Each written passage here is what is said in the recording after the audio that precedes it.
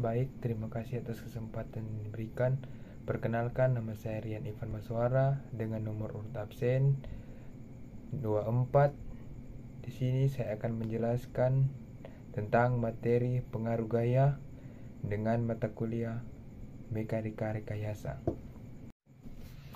Pengaruh gaya. Pengertian gaya. Gaya adalah segala bentuk interaksi yang dapat mempengaruhi kondisi dari suatu benda. Jenis-jenis gaya. 1. Gaya sentuh. Gaya sentuh merupakan gaya yang terjadi ketika sumber gaya bersentuhan langsung dengan objek penerima gaya. Gaya yang termaksud dalam jenis gaya sentuh diantaranya gaya normal, gaya gesek, dan gaya pegas. 1.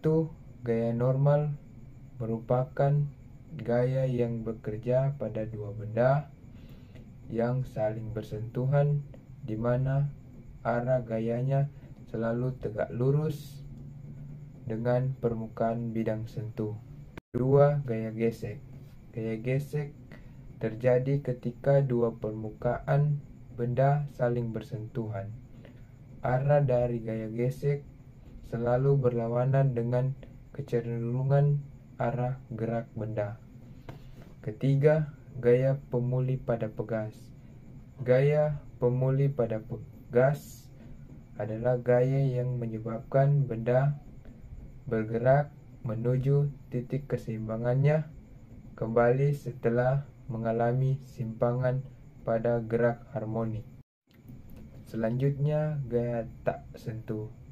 Kebalikan dari gaya sentuh, gaya tak sentuh merupakan gaya yang terjadi ketika sumber gaya tidak bersentuhan langsung dengan objek penerima gaya.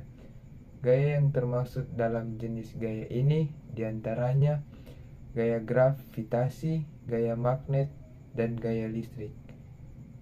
Yang pertama, gaya gravitasi. Gaya gravitasi antara dua benda merupakan gaya tarik-menarik antara dua buah benda bermassa. Kedua, gaya magnet. Gaya magnet merupakan gaya yang timbul akibat adanya medan magnet. Ketiga, gaya listrik. Gaya listrik dialami oleh objek permuatan yang berada dalam medan listrik. Selanjutnya, pengertian struktur statis tertentu adalah struktur yang memiliki reaksi-reaksi tumpuan yang dapat ditemukan sedemikian rupa dengan tiga persamaan keseimbangan sifat dari struktur. Ada beberapa contoh dari struktur yang termaksud ke dalam struktur statis tertentu, yaitu 1. Struktur balok. Ada beberapa identifikasi balok yang masuk ke dalam struktur statis tertentu, diantaranya sebagai berikut.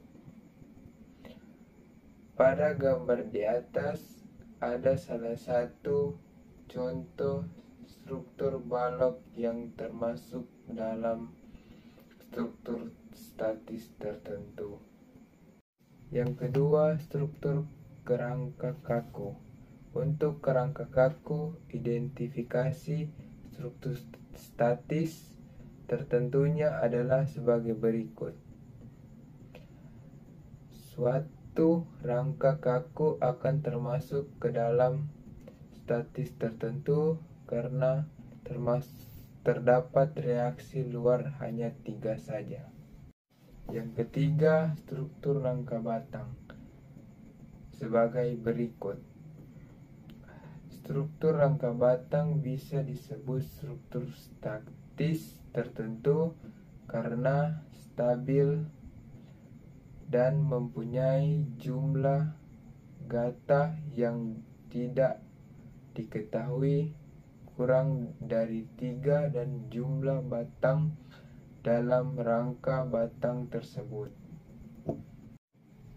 di atas adalah penjelasan tentang struktur statis tertentu dan bagaimana sebuah struktur bisa tersidat ke dalam struktur statis tertentu. Sekian video dari saya.